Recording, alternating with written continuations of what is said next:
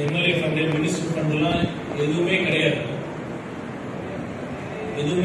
குறிப்பா நான் திருச்செங்கோட்டில் சொல்றேன். நான் இங்க யாராச்சும் நம்ம கையூட்டு வாங்குறாங்க, இல்ல அன்னெசரியா பணம் வாங்கினாலும் டிலே பண்றாங்க அப்படின்னு எந்த வித கம்ப்ளைண்ட்டும் தயவு செய்து வராம பாருங்க. நான் உங்ககிட்ட தாழ்மையா கேட்டுக்கிறேன். முதலமைச்சர் எங்களோட ஃபர்ஸ்ட் அமைச்சரவை மீட்டிங்ல சொன்னார். நாங்க எல்லா அமைச்சர் இருக்கிறப்ப சொன்னார். அது என்ன சொன்னாரோ, I have to take strong action. இதே வார்த்தை இதே ஸ்டைல்ல சொன்னாங்க. இதே தான் நான் திரும்பவும் சொல்ல கடமைப்பட்டேன். தயவு செய்து இந்த அரசு மக்களுக்கான அரசு. முன்னாடிலாம் பழசு எப்படி நடந்துச்சு அப்படின்னு எனக்கும் தெரியும். ஏன்னா நானும் ஒரு அரசு அதிகாரியா 15 இயர்ஸ் ஐஆர்எஸ், அதுக்கு முன்னாடி ஒரு 5 வருஷம் பிரைமரி ஹெல்த் சென்டர்ல நானும் ஒர்க் பண்ணியிருக்கேன். ஒரு டிபிக்கல் கவர்மெண்ட் ஆஃபீஸ் எப்படி ஒர்க் பண்ணணும்னு உங்களுக்கு எப்படி தெரியுமோ அதே அளவுக்கு எனக்கு தெரியும். அதனால பழசு எல்லாத்தையும் மறந்துருங்க. நம்ம பழசு ஒர்க் கல்ச்சர் எந்த அளவுக்கு ஒர்க் பண்ணியிருக்கோம், எப்படி நடந்திருக்கோம், எந்த ஸ்டைல பண்ணோம், அது எல்லாத்தையும் தூர ஒதுக்கிட்டு இனிமேல் மக்கள் நலம் சார்ந்த அரசு தான், எந்த வித வெளிப்படையான நேர்மையான அரசு மட்டும்தான் தமிழ்நாட்டில் நடக்கணுங்கிறது முதலமைச்சருடைய உத்தரவு.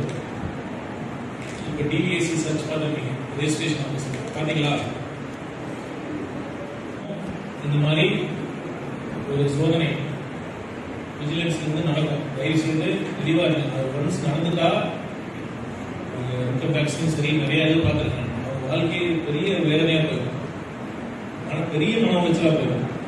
நாமெல்லாம் எதுக்காக ஓடுறோம்? இவ்வளவு கஷ்டப்பட்டு வேலை செய்ய எதுக்காக பண்றோம்? சேலரிக்காக, ஃபேமிலி ரைஸ், நம்ம ஃபேமிலிக்காக தான் எல்லாம் பண்றோம். அதை தாண்டி அல்டிமேட்டா என்ன லைஃப் நம்ம என்ன முக்கியம்? நிம்மதி, மகிழ்ச்சி, சந்தோஷம் தான். பணம், பதவி எல்லாம் இருக்கு. அல்டிமேட்டா எல்லாம் இருக்கு. பெரிய வீடு கட்டிட்டு நம்ம சந்தோஷம் தான் என்ன? அல்டிமேட்டா நமக்கு நிம்மதி, சந்தோஷம் தான் முக்கியம். அதுக்காக தான் எல்லாருமே பாடுபடுறோம். இந்த உண்மையான சந்தோஷம் எதுக்கு இருக்கும் சொல்லுங்க? பணம் தேவைதான், சந்தோஷத்துக்கு பணம் தேவைதான், இல்லைன்னு சொல்லுங்க. நான் உண்மையான சந்தோஷம் நம்ம எதிர்பார்க்காம ஒருத்தர் உதவி செய்வாங்க, எதை எதிர்பார்த்து அவங்க உதவி செய்வாங்க அப்படின்னு சொல்லி பண்றது உதவினா அது ஒரு டிரான்சாக்ஷன் தான் இருக்கும். கவர்மெண்ட் ஹாஸ்பிட்டல்ல திரும்பவும் நம்ம எதுவுமே தர மாட்டாங்க. டாக்டரா இருந்து வராங்க, ஒரு காய்ச்சலோட வராங்க, ஒரு வலியோட வராங்க. இந்த மாதிரி வாய்ப்பு கொடுத்தது எதுனா அரசு பணிதான். ஒவ்வொருத்தரும் டாக்டர் மட்டும் கிடையாது. நீங்க பிடிஓ இருந்தாலும் சரி, ஐஏஎஸ்ஆ இருந்தாலும் சரி, பிடிஆ இருந்தாலும் சரி, டிபார்ட்மெண்டா இருந்தாலும் சரி, அந்த பெரிய வாய்ப்பு கொடுக்கறது அரசு பணி.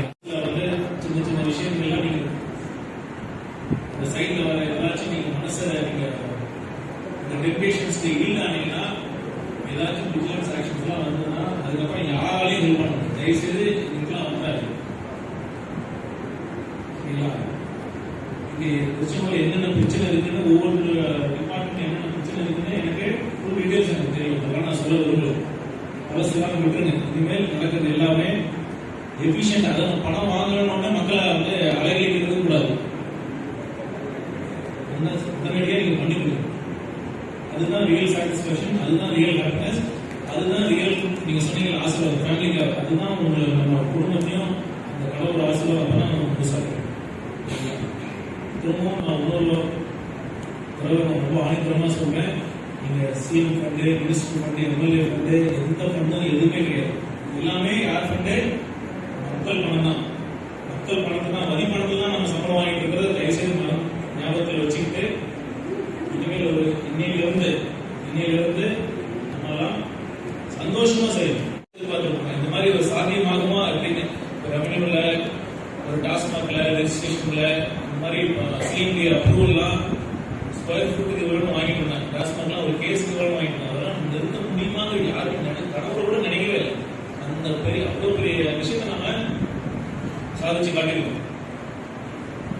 இந்த மாதிரி ஒரு அரசு, இந்த மாதிரி ஒரு முதலமைச்சருக்கு நம்ம தான் வேலை செய்யறதுல நீங்க எல்லாம் பெருமையா நினைக்கணும். ஓகேவா? பண்ணலாமா? நிச்சயமா. அப்புறம் நம்ம மாவட்ட ஆட்சியரும் டைனமிக் ஆபீசர் அவர் வந்து நம்ம கிடைச்சிருக்காங்க. இல்ல சார், இந்த மாதிரி சிச்சுவேஷன் ரொம்ப சஃபகேட்டிங்கா இருக்கு, இல்லை எனக்கு கஷ்டமா இருக்குன்னு நினைச்சீங்கன்னா ஆன்சர் வேணும்னா சந்தோஷமா நானே வாங்கி கொடுப்பேன். ஓகேடா? அதனால இதுதான் இந்த மெயின் அஜெண்டாவே, நீங்க மீட்டிங்கோட அஜெண்டாவே இதுதான்.